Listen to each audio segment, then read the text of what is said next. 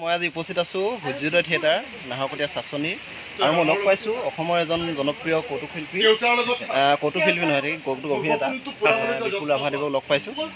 বিপুল ৰাভাদেৱক লগ পাই তেখেতৰ মুখে কিছুমান কথা জানিব বিচাৰিছোঁ যে আপুনি যে সূৰ্যোদয় থিয়েটাৰলৈ আহিলে আপোনাৰ অনুভৱবিলাক অনুভৱ বহুত ভাল আৰু এটা ধুনীয়া পৰিৱেশ আৰু যিকোনো চাচনিৰ মানুহকো মৰম দিছে আৰু এইবাৰ নামনিৰ পৰা উজনি আহি পাইছোঁ। ভাল লাগিছে, মানুহবিলাক বহুত সৰল সৰল, এইদিন থাকি ভালে লাগিছে।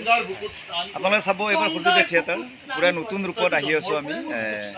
ভাল ভাল নাটক আছে, মানে গংগা আছে, তপস্বিনী আছে আৰু আমাৰ দেওলগা পাণ্ডুলিপি, তিনিখন নাটকে খুব ধুনীয়া নাটক, মানে ৰাইজে চাই ভাল পাব আৰু আশা কৰিছোঁ আপোনালোকে আশীৰ্বাদ দিব আৰু মই মাজত আগবাঢ়ি যাব পাৰোঁ। আহক আপোনালোকে চাব, আহিব পাৰিব, মানুহ আহিব লাগে। মানুহ যিকোনো একো নাই, আজি আছোঁ কালি নাই, মৰাৰ পিছত একো নাই, সেইকাৰণে থকা একদিন মানুহ আহক, ফূৰ্তি কৰক আৰু মেছেজ যাব আমাৰ নাটক এখনত। আহক আপোনালোকে, তাকে কামনা কৰিছোঁ। এতিয়া মানে কি আপুনি এতিয়া বৰ্তমান মানে অভিনয় নাই, থিয়েটাৰত মোৰ 5 বছৰ হ'ল। থিয়েটাৰত থকাৰ কাৰণে মই সময়টো মিলাব নোৱাৰোঁ একচুৱেলি। থিয়েটাৰ আমাৰ শেষ হয় এপ্ৰিলৰ 12-13।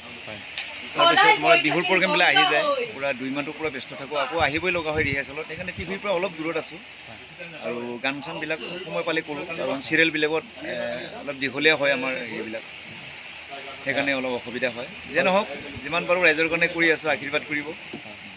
যথেষ্ট ধন্যবাদ জনালোঁ তেখেতক, অকণমান সময় দিলে আমাক, ইমান ব্যস্ততাৰ মাজতো, মানে আখৰাৰ মাজতো সময় দিলে। দৰ্শকলৈ কিবা কওক? এটাই অনুৰোধ, ভগৱানৰ ওচৰত সকলোৱে যাতে ভালে ভালে থাকে, বেমাৰ আজাৰ নহয়, তাকে আৰু অসমখন যাতে ভালে ভালে থাকে, যাতে আৰু হাই কোনো হুলস্থুল নহয়, তাকে কামনা কৰিছোঁ ভগৱানৰ ওচৰত। সকলোৱে হাঁহি থাকক।